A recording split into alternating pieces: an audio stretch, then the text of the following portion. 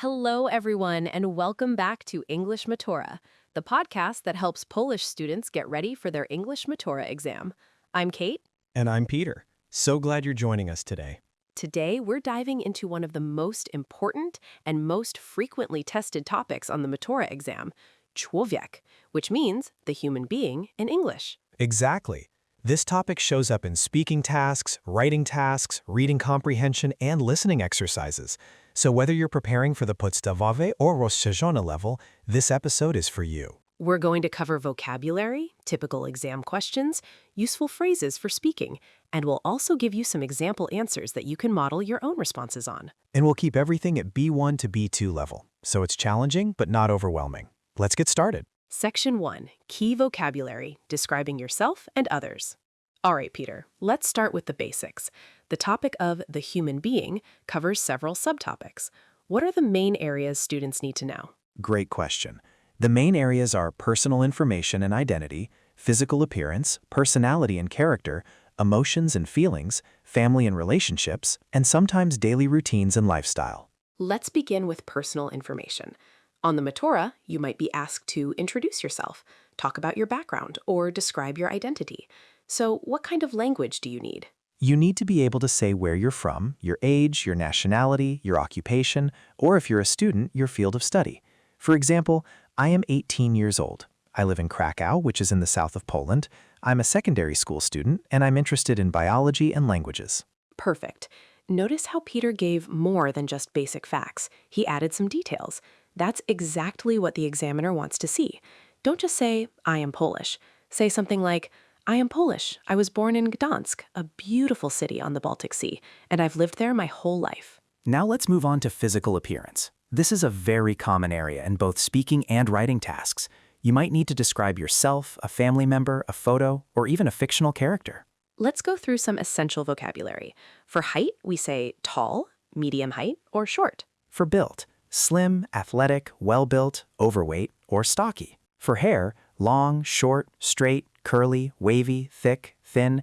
Colors, blonde, dark brown, chestnut, ginger, gray, black, or white. You can also say someone has shoulder-length hair or a ponytail. For face, round, oval, square. Eyes, blue, green, hazel, dark. You can say someone has high cheekbones, a wide forehead, or a strong jawline. Don't forget other features, a beard, a mustache, freckles, dimples, or glasses. These details make your description much more vivid and natural. Let's now move to personality and character, probably the most important subtopic because you'll need this vocabulary everywhere, in writing about people you admire, in reading texts, and speaking tasks. Positive adjectives: friendly, outgoing, sociable, generous, reliable, creative, ambitious, hardworking, patient, open-minded, confident, and honest. Negative adjectives: shy, stubborn, selfish, impatient, arrogant, moody, irresponsible, and narrow-minded. And neutral ones: quiet, reserved, serious, sensitive, or independent. Remember, sensitive is not necessarily negative. It means someone feels things deeply, which can be a strength. One thing to remember on the Matura: avoid repeating the same word.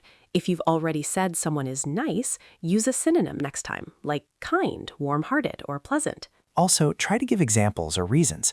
Don't just say, my friend is generous. Say, my friend is very generous. She always helps others and never expects anything in return. That's the B2 level they're looking for. Section 2, Emotions and Feelings. Now let's talk about emotions and feelings. This subtopic comes up a lot, especially in writing tasks like letters, emails, or stories. You need to be able to express a wide range of emotions. Basic ones: happy, sad, angry, scared, surprised, bored. But at B2 level, you should also know delighted, frustrated, anxious, overwhelmed, relieved, disappointed, embarrassed, proud, and content. And you should know how to use these in sentences. For example, I was absolutely delighted when I found out I had passed the exam. Or, she felt embarrassed when everyone looked at her. Notice the adverbs, absolutely delighted, instead of just very happy. That's a great way to upgrade your language. Other adverbs, deeply disappointed, completely overwhelmed, slightly anxious. You can also use expressions. I was over the moon. It means extremely happy. I was on edge. It means nervous or anxious. I couldn't believe my eyes, for surprise. These idioms sound very natural in a B2 answer. And don't forget the difference between bored and boring. I was bored means I felt the emotion. The lesson was boring means the lesson caused that feeling. Many students mix these up. Other IDE-ING pairs to remember: excited, exciting, tired, tiring, interested, interesting, frightened, frightening, and confused, confusing. Section 3. Family and relationships. Let's move on to family and relationships, another major part of the human being topic. What vocabulary do students need here, Peter? First, the basics: parents, siblings, grandparents, cousins, aunts, uncles, then extended family, step-parents, half-siblings, in-laws, and family types: nuclear family, single-parent family, blended family. Students should also be able to describe family relationships using phrases like, we get on well, we have a lot in common, we don't always see eye to eye, or we are very close. And to talk about changes in families: getting married, getting divorced, moving in together, having children, growing apart, or losing touch. A typical Matura speaking task might be, describe your family and talk about the role your family plays in your life. Let's hear a model answer, Peter. Sure. Here's a B2 level response. I come from a small but very close-knit family. There are 4 of us: my parents, my younger brother, and me. My parents have been married for over 20 years, and they are a great example of a strong, supportive relationship. My brother and I used to argue a lot when we were younger, but now we get along really well. I think my family has shaped who I am. They've taught me the importance of honesty, hard work, and kindness. We don't see each other as much as we'd like because my parents work long hours, but we always make time for family dinners at the weekend, which I really look forward to. Excellent. Did you notice the structure? Peter introduced his family, described the relationships, reflected on their importance, and mentioned a specific detail: the family dinners. That's a well-rounded B2 answer. Absolutely. And the phrase close-knit is a great collocation, meaning a family that is tightly connected and supportive. It's much better than just saying nice family. Section 4, speaking tasks, how to handle them. Now let's talk about the speaking part of the Matura, because this is where the human being topic comes up most often. Peter, what types of speaking tasks should students expect? In the oral exam, students usually get 3 tasks. The first is a monologue where you describe a photo. The second is a role play or a conversation. The third is an independent speaking task where you answer questions and express your opinion. For the photo description task, you need to describe what you see: people, their appearance, the situation, and the possible context. You should also speculate, talk about what might be happening or what the people might be feeling. Useful phrases for photo description: in the photo I can see, the photo shows. In the foreground/background there is, it looks like they are, they might be. I think the photo was taken. And to describe people in the photo, the woman in the photo appears to be in her 30s. She is tall and slim with long dark hair. She is smiling, so she seems to be happy or excited about something. Notice the speculative language. Appears to be, seems to be. These are key phrases for B2. Don't say she is happy. Say she seems happy, or she looks as if she's enjoying herself. Now let's practice a typical speaking question. The examiner might ask, do you think it's important to have a large circle of friends or just a few close ones? Why or why not? Peter, can you give a model answer? Of course. Here goes. Personally, I believe that having a few close, loyal friends is more valuable than having a large number of acquaintances. Close friendships are based on trust, understanding, and genuine care. With a true friend, you can share your problems and know that you won't be judged. On the other hand, having a wide social circle can be useful in certain situations, for example when you need advice, connections, or just someone to go out with. However, I think that quality is more important than quantity when it comes to friendship. I have 3 or 4 very close friends, and I know I can always count on them, no matter what. That's a great model answer. It gives a clear opinion, provides reasons, considers both sides, uses personal experience, and ends with a strong conclusion. That's exactly the structure you should aim for. Absolutely. And the phrase close-knit is a great collocation, meaning a family that is tightly connected and supportive. It's much better than just saying nice family. Section 5, writing tasks, emails, letters, and descriptions. Writing tasks are another important part of the Matura. Under the human being topic, you might be asked to write a description of a person, a formal or informal letter, or even a story involving characters. Let's start with descriptions. If you're asked to write a description of a person you admire, you should cover their appearance, their personality, their achievements, and why they inspire you. Here's a tip. Don't choose a generic answer. Instead of saying, I admire my favorite actor, try something more personal, like a teacher, a family member, or a historical figure. It makes your writing more authentic. Let's go through a sample paragraph describing a person. One person I truly admire is my grandmother. Although she is now in her 70s and has gray curly hair and warm brown eyes, she has an energy and positivity that many younger people lack. She grew up in a small village with very few opportunities, yet she worked hard, educated herself, and raised 4 children almost single-handedly. What I admire most about her is her resilience and her unwavering kindness. She has never complained about life's difficulties, and she always puts others before herself. Whenever I feel discouraged, I think of her and find the strength to carry on. Beautiful. Notice how Peter used a range of vocabulary: resilience, unwavering kindness, single-handedly, discouraged. These are exactly the kinds of words that push your answer to B2 level. Now, let's talk about informal emails and letters. These are very common on the Matura, and they often involve personal topics, like describing a new friend, talking about your family, or asking for advice about a relationship problem. For informal writing, remember, use contractions. I'm, don't, she's. Use friendly phrases. Hope you're well. Can't wait to hear from you. And use a conversational tone. Useful phrases for the opening. Thanks so much for your last email. It was great to hear from you. Or, sorry I haven't written in a while. Things have been really busy lately. And for the closing, write back soon. Let me know what you think. I'd love to hear your news too. One thing that often trips students up is the difference between formal and informal register. If the task says write to your friend, use informal language. If it says write to the director of a school, use formal language. Don't mix them up. Section 6. Common mistakes and how to avoid them.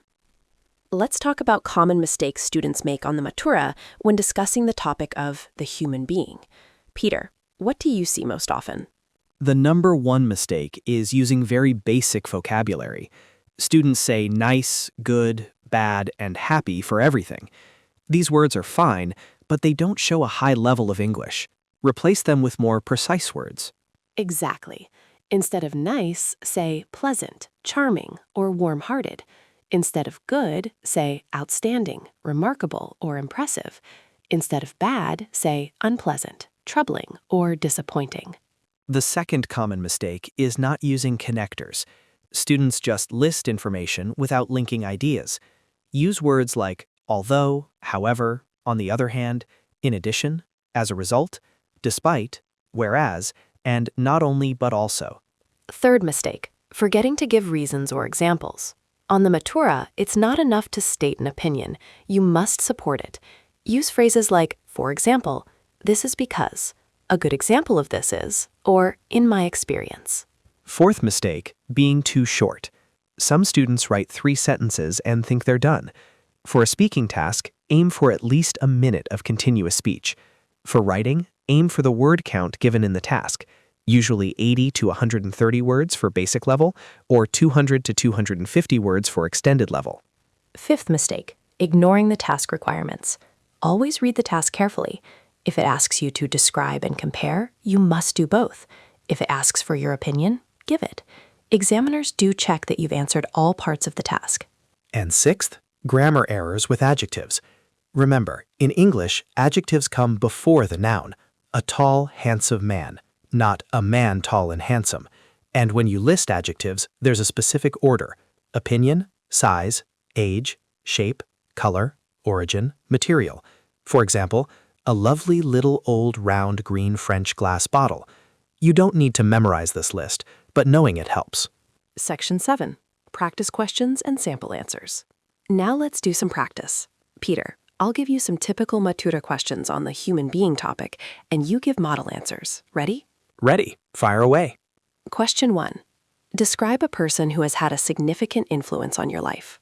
My answer: the person who has had the biggest influence on my life is my secondary school English teacher, Mr. Kowalski.